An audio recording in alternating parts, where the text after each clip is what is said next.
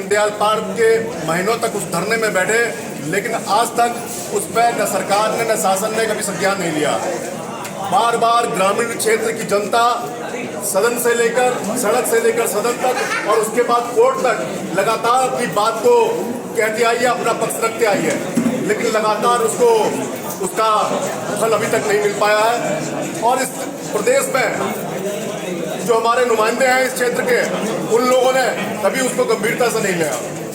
आज जो हम थोड़ी बहुत जो हमें ताकत मिली है वो माननीय हाईकोर्ट के माध्यम से जो एक केस फाइल किया था हमारे मित्रों ने, उसके माध्यम से थोड़ा सा ताकत आई है।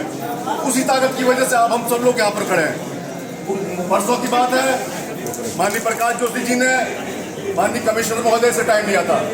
हमारा एक डेलीगेशन चकरवा के कुछ साथी लोग और हम सब लोग कमिश्नर महोदय के पास गए थे और उन्होंने हमारी बात को बड़ी गंभीरता से सुना और यहाँ के जो भी बिंदु थे इस एथेनॉल फैक्ट्री के लगाए, जो उन्होंने गलत मानक पेश करके जो फैक्ट्री वहाँ पर स्थापित की है, जिसका वहाँ पर काम चल रहा है, उसको गंभीरता से सुना और जिन पॉइंटों पर वो गिर सकता है और जिन पॉइंटों पर उसकी वो फैक्ट्री खत्म हो सकती है, स्थगित हो सकता हुआ काम, उन मुद्दों को उन्होंने लिखित रूप से हमसे लिया भी है। भाई दीपेश जलाल जी ने उसको लिख के दिया है वहाँ पर और बाकायदा उन्होंने अगले हफ्ते हमको सारे जो डिपार्टमेंट उसमें इन्वॉल्व हैं, संबंध है, उन डिपार्टमेंट को बुला के और हमारा एक डेलीगेशन अगले हफ्ते पुनः उनके पास जाके मिलेगा और मुझे विश्वास है कुछ ना कुछ जरूर हमको वहाँ से भी राहत मिलेगी, ऐसा मुझे विश्वास है। और अंत में हमारा जो मुख्य काम, जैसे गुड्डू चौहान जी बोल रहे थे कि हमारा न्यायालय में मामला विचाराधीन है, इस हाईकोर्ट से जरूर हमें मदद मिली है कि अगर इससे भी हमें आगे जाना पड़े तो हम अगले सुप्रीम कोर्ट तक इस बात को ले जाएंगे। आप सब लोगों की मदद की जरूरत है, एकजुट होने की जरूरत है। लेकिन एक बात कहना जरूर चाहूंगा, इसको राजनीति से न लें। जिस क्षेत्र में एथेनॉल फैक्ट्री खुली हुई है उसको उस वहाँ की जनता का अगर आप हिसाब लगाएं, 90% की जनता वहाँ आज भी जो वर्तमान में सरकार है उसको वोट डालती है। लेकिन जिस समय ग्रामीण वासियों को वहाँ दिक्कत आ रही है तो उस समय उनका नुमाइंदा कोई आपके साथ खड़ा नहीं है। ये शर्म की बात है। मैं ये कहना चाहूँगा, अगर यहाँ पर विधायक जी हो चाहे वो सांसद जी हो, अगर इस पर गंभीरता लेते तो क्या ये बंद नहीं हो सकती थी? मैं आपको एक किस्सा सुनाना चाहूँगा। मैंने बार बार इस बात को कहा है, आज जिस तहसील प्रांगण में आप बैठे हुए हैं, जिस तहसील की बिल्डिंग के नीचे आप बैठे हुए हैं, उस तहसील के लिए भी हमने संघर्ष किया था, इसके उच्चीकरण के लिए। मैं आपको याद दिला दूं, पंडित नरेंद्र तिवारी जी की सरकार थी और इस तहसील को की डिमांड के लिए जब हम उनके पास गए थे तो हमें संतोषजनक उत्तर नहीं मिला था। तो यकीन मानिए, माननीय जयंतवाल जी यहाँ के विधायक हुआ करते थे, हमने सर्वदलीय सबको बुला के उनके खिलाफ धरना बैठ गए थे। तो पंडित नरेंद्र तिवारी ने कोई हमारे ऊपर केस नहीं किया या हमको दुत्कारा नहीं, उन्होंने सुहैलवाड़ी में जाके इसका उच्चीकरण करने की घोषणा करी। आज जिस तहसील में खड़े हो वो उस सरकार की देन है। तो मेरा कहने का मकसद सिर्फ आप लोग ये है, आप किसी भी दल से हो, लेकिन अगर आप जिस दल वर्तमान जो दल है उसमें भी अगर आप हैं तो अपने नेताओं से भिड़ो, सामने कहो, ये साहस रखो। ये साहस जब तक नहीं रखोगे तब तक अपने क्षेत्र का कोई विकास कार्य नहीं करा सकोगे। ये मैं आपसे कहना चाहता हूँ। हम इस संघर्ष में आपके साथ लगातार हैं और आगे भी रहेंगे और मुझे विश्वास है जहाँ जनता एकजुट होती है, अगर ईमानदारी से एकजुट हो तो निश्चित रूप से उस पर सफलता मिलती है, ऐसा मुझे विश्वास है। इन शब्दों के साथ मैं आपका बहुत बहुत धन्यवाद करता हूँ। इस बात को लेकर है कि सरकार और प्रशासन मूक दर्शक बन के खड़ा है और सबसे महत्वपूर्ण बात यह है कि चकलवा क्षेत्र की सम्मानित जनता द्वारा इस एथेनॉल फैक्ट्री के विरोध में वोट नहीं किया। और जानकारी में यह भी आया कि भारत सरकार द्वारा इस बात को संज्ञान में लिया गया कि क्यों नहीं यहाँ के सम्मानित क्षेत्रवासियों द्वारा वोट नहीं किया गया। मैं शासन प्रशासन में बैठे वो सम्मानित जो नेतागण और अधिकारीगण हैं उनसे बहुत स्पष्ट शब्दों में बोलना और कहना चाहता हूं कि वर्तमान जो सरकार है वो कितना तल्लीनता के साथ, कितना ज़्यादा गंभीरता के साथ कार्य कर रही है वो दिख रहा होगा। लेकिन व्यक्तिगत रूप से मैं किसी पार्टी से संपर्क जरूर रखता हूं, लेकिन मेरा व्यक्तिगत ये मानना है जिस ग्रामीण परिवेश से आप लोग पले बड़े हैं और रह रहे हैं, उसी ग्रामीण परिवेश से पला बड़ा मैं भी हूँ। और मैं भी आज ग्रामीण परिवेश लामोचौड़ में रहता हूँ। भगवान ना करे कि यदि इस प्रकार की विपदा, परेशानी और एक लंबा स्पान जो आंदोलन आप लोगों ने किया, यदि ये संघर्ष हमें करना पड़ता, तो निश्चित रूप में मैं आपको आश्वस्त और विश्वास दिलाना चाहता हूँ कि मैं व्यक्तिगत रूप से जनता के हित में मरना कबूल करता और इस फैक्ट्री को बंद करवाता। मैं ये बात इसलिए कह रहा हूँ कि जो लोग इस मूवमेंट से जुड़े हैं और दिल से जुड़े हैं, अंतर्मन से जुड़े हैं, आस्था से जुड़े हैं, इसके भविष्य के साइड इफेक्ट उनको नजर आते हैं। आपने जापान के बारे में सुना होगा कि जब वहाँ परमाणु बम डाला गया तो आज भी लोग वहाँ अपंग पैदा होते हैं, अपाहिज पैदा होते हैं। कुछ उसी प्रकार से इस क्षेत्र की स्थिति ना बन जाए, ये बहुत गंभीर विषय है। यहाँ के जो स्थानीय जनप्रतिनिधि हैं, जो बड़ी ताकत रखते हैं, जो सदन में, हाउस में और लोकसभा और विधानसभा में इस बात को उठा सकते हैं, वो इस आंदोलन पे भी बने रहना चाहते हैं। यदि भगवान ना करे कांग्रेस की गवर्नमेंट होती, मैं आपको आश्वस्त करता हूँ, विश्वास दिलाता हूँ कि एक झटके में आपकी जनभावनाओं को दृष्टिगत रख के ये फैक्ट्री बंद करवा देते। ये मैं आपको विश्वास दिलाता हूँ। आप लोग इस आंदोलन जुड़े भी रहना चाहते हैं और चाहते हैं कि कोई दूसरा व्यक्ति इसमें इन्वॉल्व भी ना हो। मैं आपको आश्वस्त करना चाहता हूँ, नेतागिरी करने को किससे नहीं आया, यहीं के लोगों के द्वारा 20 फोन गए हैं, तब जाके आया हूँ। और मेरे को कोई शौक भी नहीं है, लेकिन किसी भी स्तर तक जाने की जरूरत पड़ेगी। मैं आपको आश्वस्त करना चाहता हूँ, किसी भी प्रकार के आरोप आपसे मेरे पर लगा सकते हैं, लैग पुलिंग कर सकते हैं, लेकिन मैं आपके साथ खड़ा हूँ। लेकिन तय जो लोग स्टार्टिंग से इस आंदोलन जुड़े हैं, जो गंभीरता के साथ इस मामले को समझते हैं, उसकी गंभीरता समझते हैं, इसके दुष्परिणाम समझते हैं, वो लोग तय करें। आमरण की बात है, मैं राज्य आंदोलनकारी रहा हूँ, पूर्व में 2003 में जिला पंचायत सदस्य रहा हूँ, प्रदेश में इस समय प्रवक्ता के रूप में कांग्रेस में काम कर रहा हूँ। मुझे फिजूल की नेतागिरी नहीं मैं करना चाहता हूँ। मैं चाहता हूँ कि धरातल से इसका प्रॉपर निस्तारण हो और सम्मानित विधायक जी, सांसद महोदय जी, प्रशासन गंभीरता से इस मामले को ले। यहाँ पर तो ये आंदोलन करने की जरूरत किसने नहीं थी। स्थानीय विधायक 7 बार विधायक रहे हैं, सांसद महोदय जी दोबारा आप ही के सहयोग से जीते हैं। वो यदि आपकी गंभीरता को नहीं समझ पा रहे तो कौन इस गंभीरता को समझेगा। वो तो एक आदेश डीएम से कहते करिए और सीएम एक आदेश कर देते, तो किसकी मजाल कि इतना संघर्ष आप लोगों को भूखे प्यासे माताओं को यहाँ पर आना पड़ रहा है, युवाओं को आना पड़ रहा है, हमारे बुजुर्गों को आना पड़ रहा है, सर्व समाज को यहाँ पर एकत्र होना पड़ रहा है। ये किसकी देन है? ये बहुत बड़ा अक्स प्रश्न है।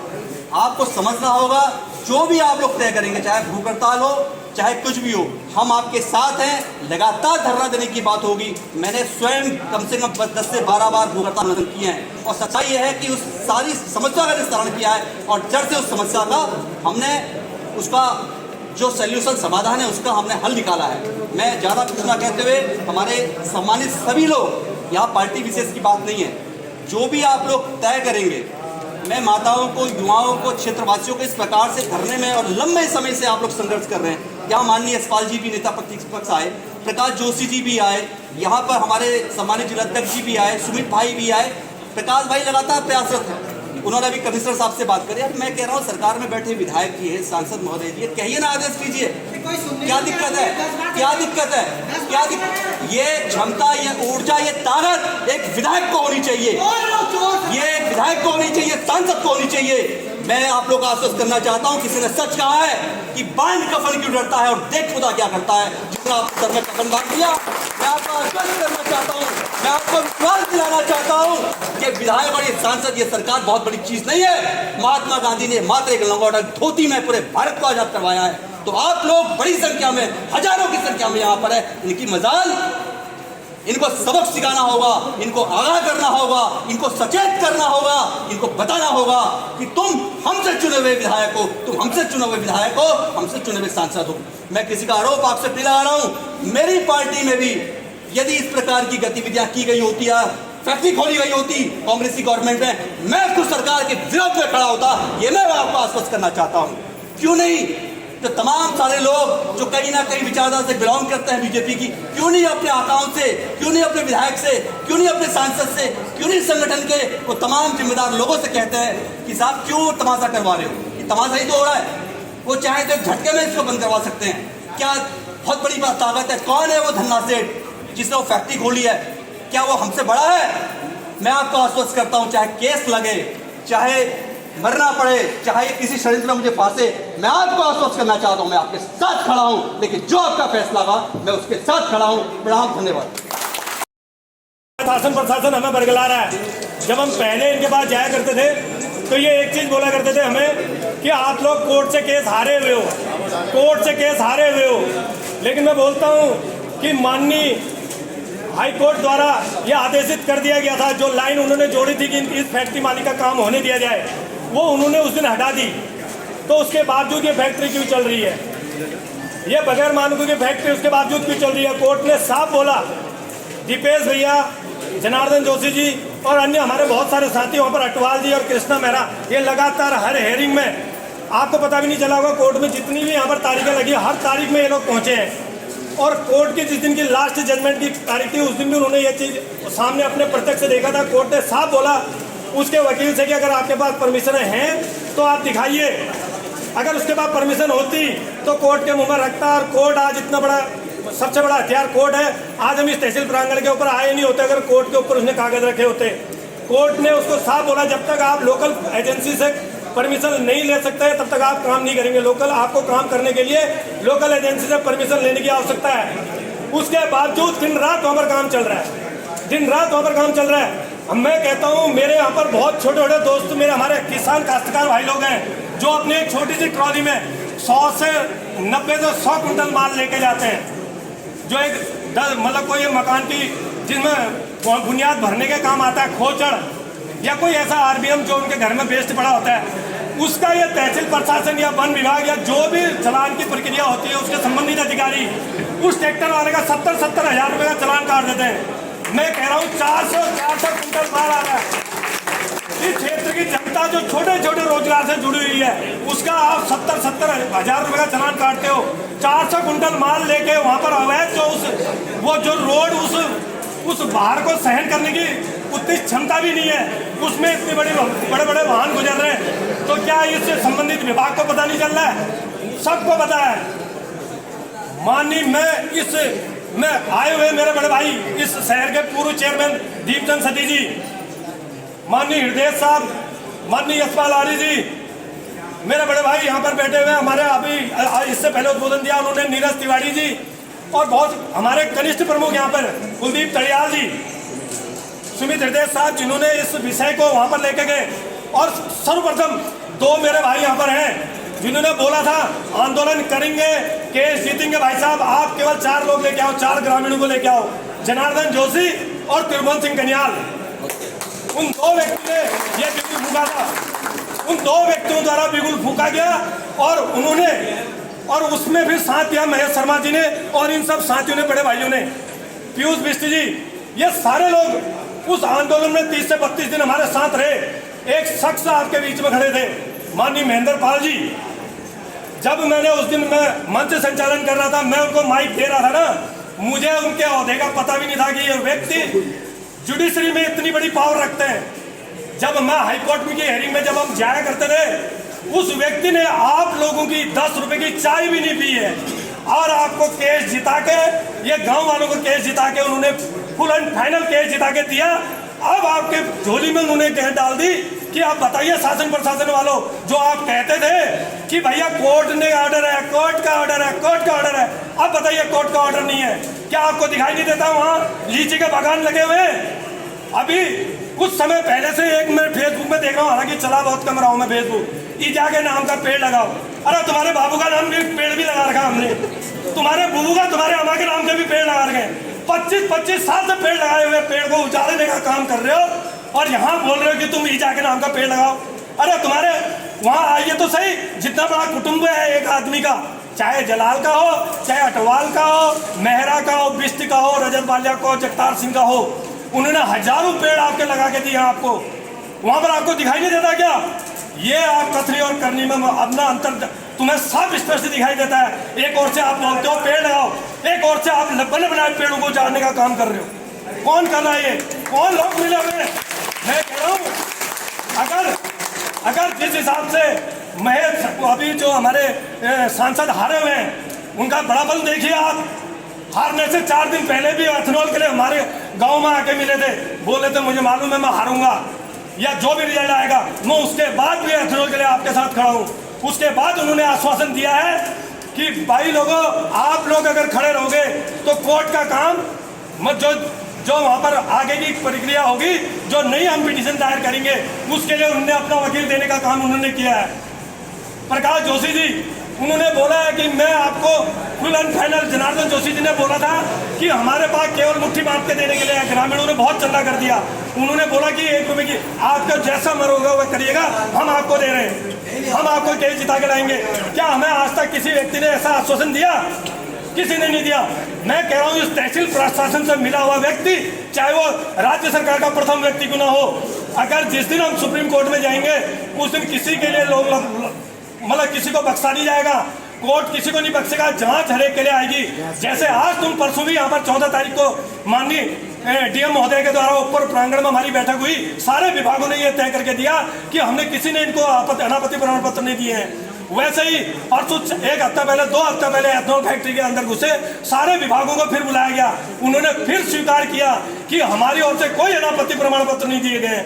फिर भी ऐसा कौन ऐसा पूंजीपति व्यक्ति है जिसके दबाव में आप लोग काम कर रहे हो? हजारों आपको जनसंख्या नहीं दिखाई दे रही है। ये जो सैकड़ों वहां पर कम से कम ये इस विचार परिवार की जो अभी सरकार है इसकी कम से कम 90% वोटें उनको पड़ती हैं।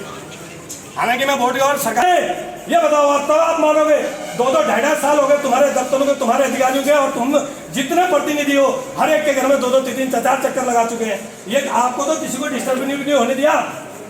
कर दीजिए भाई साहब, इन्होंने इतनी मतलब इनकी हद हो गई है, इतने गिर गए हैं। जो सरकारें पहले कहते थे ना अंग्रेज जूता चटवाया करता था, मेरे को लग रहा है जूता चटवा के मानेंगे, लेकिन हम जूते चाटने वालों में से नहीं है, इनको जूते चटवा देंगे। जिसने अगर प्रकाश जोशी जी ने साथ दे दिया, प्रकाश जोशी जी ने साथ दे दिया, अगर 2 हेयरिंग में हमारे अगर सलमान खुर्शीद या कोई भी व्यक्ति उनका आश्वासन था, मैं ये नहीं कह रहा हूँ उन्होंने ऐसा कहा है, अगर हेयरिंग में अगर प्रकाश जोशी ने जो कहा था, अगर सलमान खुर्शीद जी या कपिल सिब्बल जी अगर खड़े हो गए, इस तहसील से जो मिला हुआ है, ये जमीनी स्तर से जो मिला हुआ है, और प्रथम व्यक्ति तक क्यों ना हो इस राज्य का, उन सबको घसीट के लाया जाएगा। ये काम हम सब लोग मिलकर करेंगे, ये सब हम लोग सब काम मिलकर करेंगे। मेरा पूर्ण विश्वास है। ये आज आपको बुलाया गया था कि एथेनॉल के लिए आप लास्ट बार आइएगा, ये इसलिए था कि कुछ लोग अनहोनी ऐसी ना हो, जो यहाँ पर कोई भी लोग जो बाहर से आए हो चाहे लोकल के हो, इसका पूरा जिम्मा जो है ऐसा नहीं होना चाहिए।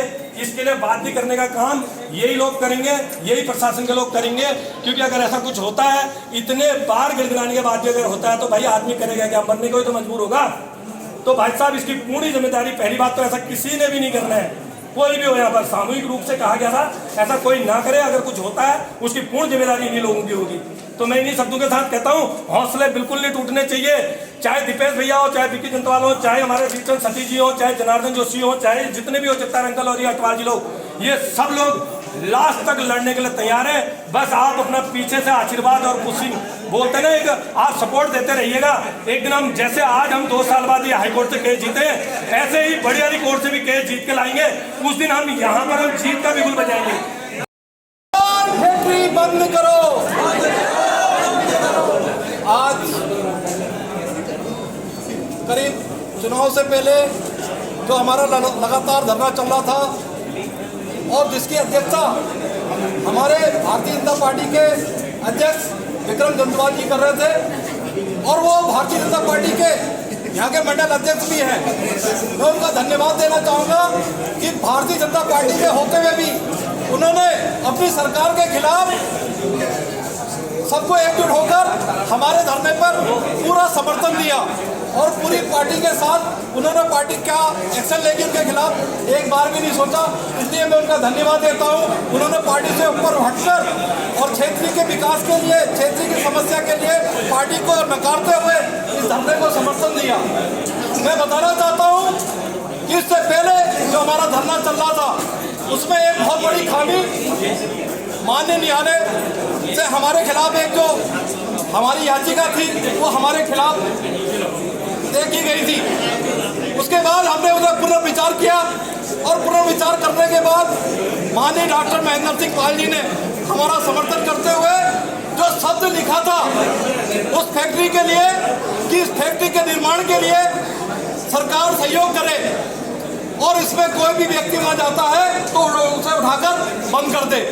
तो उसके साथ हमारे एचएम महोदय भी हम धरना कर रहे थे। धरने करने तक को मना किया कि आप धरना नहीं कर सकते, हाईकोर्ट का आदेश है। सरकार से हमने कहा कि इस काम को करो, सरकार ने कहा कि हाईकोर्ट के आदेश से बन रही है, हमारा इसमें कोई हस्तक्षेप नहीं है।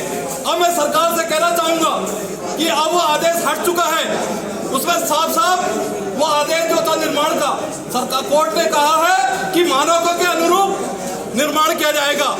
जो भी विभाग है उन पर जांच करें और अपने मानकों के अनुरूप कार्य कराएं।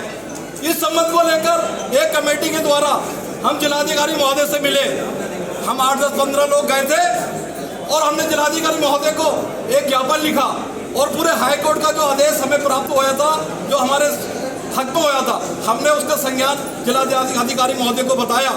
जिलाधिकारी महोदय ने एक घंटा हमारी बात सुनी। हमें ऐसा विश्वास लगा कि अब हमारी समस्या का निदान होगा। उन्होंने तत्काल वहां से सभी विभागों को एक पत्र लिखा, लेकिन आज तक हमारे संज्ञान में कोई भी विभाग शायद अभी हमारे पास या कोई भी उस विषय में बात करने नहीं आया है। तो इसका मतलब यह है कि जैसे डीएम महोदय ने हमारी बात को सुना, उस समय वो चाहती थी कि फैक्ट्री बंद हो, लेकिन उसके बाद कहीं ना कहीं सरकार के दबाव में ऐसा लगता है कि हमारे उस कागज को, जो हमारा जो पत्र था, उस पत्र को कहीं दबा दिया गया है। तो आज कुछ लोग हमारे क्षेत्र के लोग कह रहे हैं, आधे रहे बोले धरना करना राजनीतिक हो रही है। ये राजनीतिक नहीं है, ये बहुत बड़ी एक समस्या है। ये समस्या छोटी बड़ी समस्या नहीं है, ये पूरे क्षेत्र को बर्बाद कर देगी। और मैं कालाडूंगी वासियों से भी कहना चाहता हूँ कि वहाँ पर 4 ट्यूबवेल बने हैं, कल कालाडूंगी वालों को पानी के लिए, पीने के लिए पानी नहीं मिलेगा। यहाँ का पानी भी सब वहीं जाने वाला है और वो हवा पूरी कालाडूंगी क्षेत्र के जो हमारे बाग बगीचे हैं, जो आपने बड़ी मेहनत से पाला है, किसी का 15 साल का बगीचा होया, किसी का 20 साल का, किसी का 25 साल का, लीची का एक पेड़ भी जीवित नहीं रहेगा, ये मैं गारंटी से कहने वाला हूँ। तो हम सब लोगों को, और कुछ लोग कह रहे हैं कि ये धरना जो है उस फैक्ट्री की बहुत बड़ी ताकत है, वो ये धरने को, फैक्ट्री को कोई बंद नहीं करा सकता। उस पर सरकार का संरक्षण है, सरकार उसको चला रही है, उसकी मोदी जी से साठगांठ है, उसकी जो है हमारे धामी जी से साठगांठ है। तो मैं बताना चाहता हूँ, साठगांठ पूरी दुनिया में सबकी थी। जब हम उत्तराखंड राज्य का आंदोलन कर रहे थे, 42 लोगों की शहादत तो इस उत्तराखंड राज्य के लिए हुई। ये राज्य किसी को फ्री में नहीं मिला है, 42 लोगों ने अपनी शहादत इस राज्य के लिए दी। और एक छोटा सा राज्य था, बोले 4 लोग हैं, क्या मांगेंगे, क्या राज्य करेंगे। लोगों ने बहुत लड़ाया, लेकिन हमारी मातृशक्ति आगे आई, हमारे युवा आगे आए, हमारे कर्मचारी आगे आए, सबने मिलकर संघर्ष किया, आज उत्तराखंड राज्य हमें मिला। तो लड़ाई लड़नी चाहिए, हमें अपनी हार को जीत में बदलना चाहिए, हमें ये ताकतवर से लड़ना है। सब्सिडी वाली फैक्ट्री क्षेत्र में लग रही है, करोड़ों रुपए का प्रोजेक्ट है, तो इतनी बड़ी सब्सिडी है, उसको पैसा देने में कहीं भी वितरण करने में कोई प्रॉब्लम नहीं है। मैं तो सीधे शब्दों में कहूँगा कि ऐसे अधिकारी, क्योंकि आप उप जिलाधिकारी तब से हैं जब से प्लांट लग रहा है, बहुत बड़ी बात है ये। जिस दिन इस प्लांट के अंदर पहली ईंट रखी गई, उससे भी पहले आप उप जिलाधिकारी है और आपने पूरी अनदेखी की है क्षेत्र की। मैं तो इस बात को कहना चाहता हूँ, तो ऐसे अधिकारी के लिए मैं तो ये कहूँगा कि उप जिलाधिकारी का लड़ूंगी, जिलाधिकारी का लड़ूंगी, जिलाधिकारी का लड़ूंगी, जिलाधिकारी का लड़ूंगी। यदि उप जिलाधिकारी के द्वारा ये नहीं रोकी जाती है, तो ये ऐसे व्यक्ति को कालाडूंगी दे देना चाहिए, अपना स्थानांतरण अपनी स्वेच्छा से करा देना चाहिए। कहते हुए मैं अपनी पार्टी को विराम देता हूँ।